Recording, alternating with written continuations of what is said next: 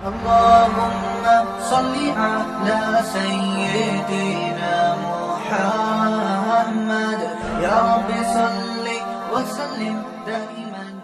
الحمد لله رب العالمين والصلاة والسلام على أشرف المرسلين وعلى آله وصحبه أجمعين وبعد.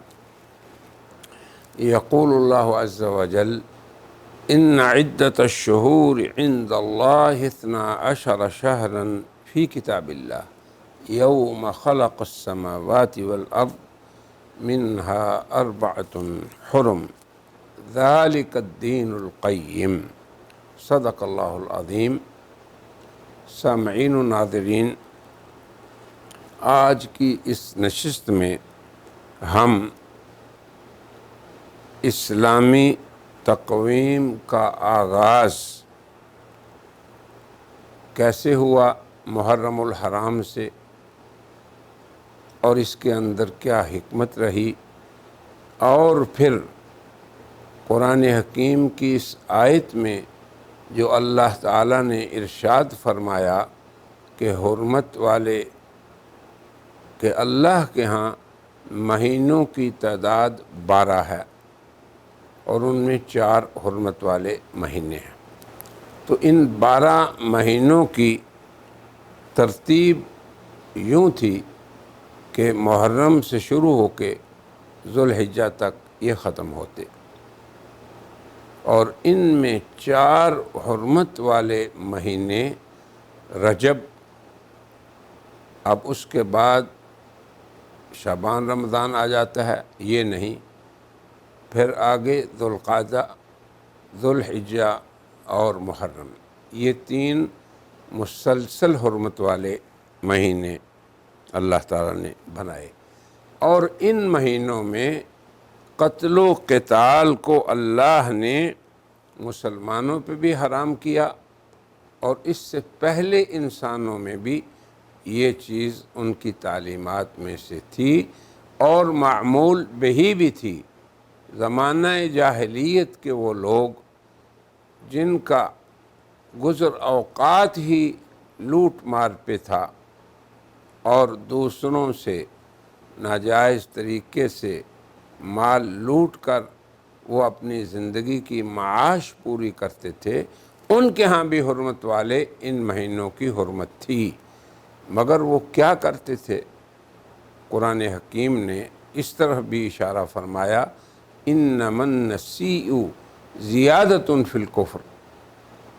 وہ یہ کرتے کہ کبھی حرمت والے مہینوں کی ترتیب کو آگے پیچھے کر دے، یعنی 4 کا عدد یہ تو ان کے ہاں معروف تھا کہ 4 مہینے ہیں سال میں حرمت والے، جن میں ہم نے نہ کسی سے لڑنا ہے، نہ جھگڑنا ہے، نہ کسی قافلے کو لوٹنا ہے، نہ کسی قبیلے سے جنگ کرنی ہے، اور نہ ہی کسی مالدار سے مال لینا ہے.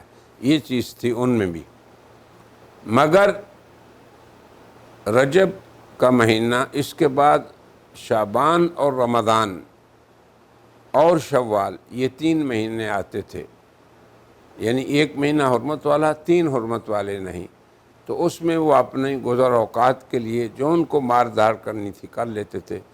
اس کے بعد یہ ہوتا کہ ذوالقعدہ، ذوالحجہ اور محرم، یہ تینوں مسلسل مہینے آتے. اب جب ان کی گزر اوقات ہی لوٹ مار میں تھی تو وہ کیا کرتے؟ لمبی مدت ہو جاتی تو وہ یہ کہتے کہ اب اس سال محرم سے پہلے سفر آ جائے گا، یعنی ذوالحجہ، محرم، یہ ترتیب نہیں رہے گی، ذوالحجہ اور پھر سفر، تاکہ سفر میں ہم اپنا کاروبار کر لیں لوٹ مار کا. اب آگے پیچھے کرنا، اسے اللہ نے فرمایا انما النسیء، وہ تاخیر کر لیتے. اسی لیے اس آیت کی تفسیر میں اہل تفسیر یہ لکھتے ہیں کہ ان کی تاخیر سے مراد یہ تھی کہ وہ حرمت والے مہینے کو پیچھے کر لیتے. اگر محرم حرمت والا مہینہ ہے تو کہتے کہ چلیں جی اس سال سفر پہلے آ جائے گا اور ہم اس میں اپنا کام کر لیں گے، اس کے بعد محرم آ جائے گا. تو یہ تھی زمانہ جاہلیت میں ان لوگوں کی طرف سے تاخیر اور مہینوں کی ترتیب میں بدلنا اور تبدیل کرنا۔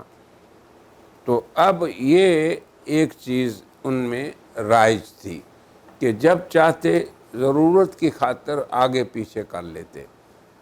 جب نبی کریم صلی اللہ علیہ وسلم نے حج فرمایا، اور آپ کا ایک ہی حج تھا جسے حجۃ الوداع کہا جاتا ہے، تو اس میں آپ نے اپنے حج کے مبارک خطبے میں جب لوگوں کو تعلیم دی اور حرمت والے مکان اور حرمت والے زمان اس کی تعظیم کرنے کا حکم دینا چاہا، تو لوگوں سے پوچھا کہ اے لوگو، آج کون سا دن ہے؟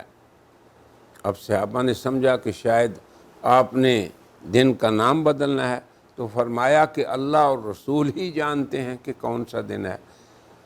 آج کون سا مہینہ ہے؟ یہ کون سا مہینہ ہے؟ تو پھر بھی صحابہ کرام نے فرمایا اللہ رسول ہی جانتے ہیں۔ یہ کون سا شہر ہے، کون سا مکان ہے یعنی؟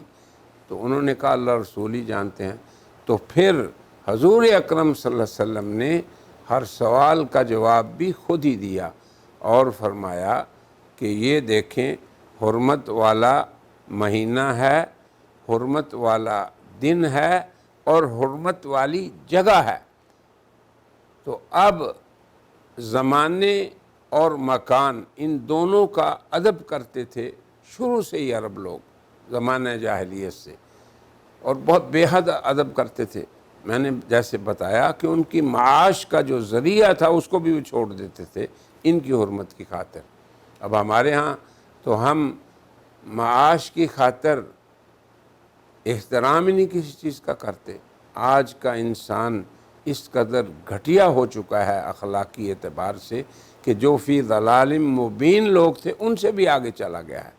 بہرحال تو حضور اکرم صلی اللہ علیہ وسلم نے صحابہ کرام کو فرمایا کہ دیکھو، جس طرح تم آج میرے ساتھ اس حرمت والے مکان پہ حرمت والے زمانے میں جمع ہو، تو اسی طرح تمہارے مابین خون، عزت اور مال ایک دوسرے کے اسی طرح قابل احترام ہونے چاہیے۔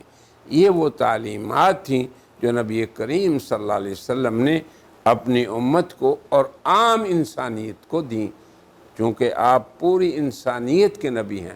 یہیں سے آج بھی انسانیت اور دنیا کے بین الاقوامی ادارے مال، جان اور عزت کی حرمت کے لیے آن حضرت صلی اللہ علیہ وسلم کی تعلیمات ہی کو مرجعیت دیتے ہیں۔ پھر آپ نے یہ بھی ارشاد فرمایا ان الزمان استدار کہیئتی یوم خلق السماوات والارض، کہ زمانہ چونکہ وہ لوگ آگے پیچھے کیا کرتے تھے، تو اب محرم کی جگہ سفر آ گیا، سفر کی جگہ محرم آ گیا، تو بدلتے بدلتے جو زمانے کا وقت ہوتا تھا یعنی محرم کا، وہ دوسرے مہینے کو مل جاتا، مگر آن حضرت صلی اللہ علیہ وسلم نے ارشاد فرمایا کہ میری بعثت کے وقت اللہ تبارک و تعالیٰ کی طرف سے تکوینی طور پہ یہ ہوا ہے کہ زمانہ گھوم پھر کر اپنی فطری ترتیب پہ آ چکا ہے، جیسے کہ اللہ نے زمین کی اور آسمان کی تخلیق کے وقت وہ ترتیب اس کی رکھی تھی۔ تو اب حضور اکرم صلی اللہ علیہ وسلم نے جب پابند بنا دیا اپنی امت کو اس ترتیب کا، تو پھر یہ 12 مہینے یوں ہوں گے: محرم، صفر، ربیع الاول، ربیع الثانی، جمادی الاول، جمادی الثانی، رجب، یہ حرمت والا پہلا مہینہ، پھر شعبان، رمضان، شوال، اس کے بعد ذوالقعدہ اور ذوالحجہ، یہ 2 مہینے حرمت والے، پھر آگے محرم۔ ایک تو یہ بات ہمیں سمجھ لینی چاہیے کہ حرمت والے یہ مہینے ہیں۔ اور ان کی حرمت زمانہ جاہلیت میں بھی تھی۔ یوم خلق السماوات والارض 12 مہینوں کی تعداد تھی، اور پھر اسی کے اندر منہا اربعۃ حرم 4 حرمت والے مہینے بھی اللہ تعالی نے انسانوں کو بتائے تھے، مگر انہوں نے آگے پیچھے جب کر دیا تو پھر مہینوں کے نام تو وہی رہے مگر ان کے مکان اور محل بدلتے رہے۔ مگر حضور نے فرمایا کہ اللہ کی شان یہ ہے کہ اس نے میرے زمانے میں اس ترتیب کو اپنی خلقت والی حیات پہ اللہ لے آئے ہیں۔ تو اب پھر کیا کرنا ہے؟ مسلمانوں نے حرمت والے مہینوں کا ہی احترام کرنا ہے، یعنی رجب کے وقت ہوگا، شوال ذوالقعدہ کے وقت ہی ہو گیا، ذوالحجہ ہی کے وقت ہے، محرم ہی کے وقت ہے۔ تو ایک تو پہلی بات یہ ہمیں سمجھنا چاہیے۔ اب دوسری بات یہ کہ مسلمانوں کا جب دور شروع ہوا خلافت کا، تو مسلمانوں نے حضرت عمر رضی اللہ عنہ کے دور میں اسلامی کیلنڈر اور تاریخ کی بنیاد رکھی، اور انہیں اپنے حکومتی اداروں میں اپنی رعایا کے لیے اور دیگر قوموں کے لیے اب تاریخ کی اور کیلنڈر کی ضرورت پڑی، تو حضرت عمر رضی اللہ عنہ نے اپنے ساتھیوں سے مشورہ کیا۔ تو بعض نے کہا کہ سن ولادت سے شروع کریں، ربیع الاول، بعض نے کچھ اور کہا اچھا غزوہ بدر سے شروع کر لیں، پھر اکثریت نے یہ کہا کہ اسلام میں ایک عظیم الشان عمل امت مسلمہ نے کیا، اور وہ کیا؟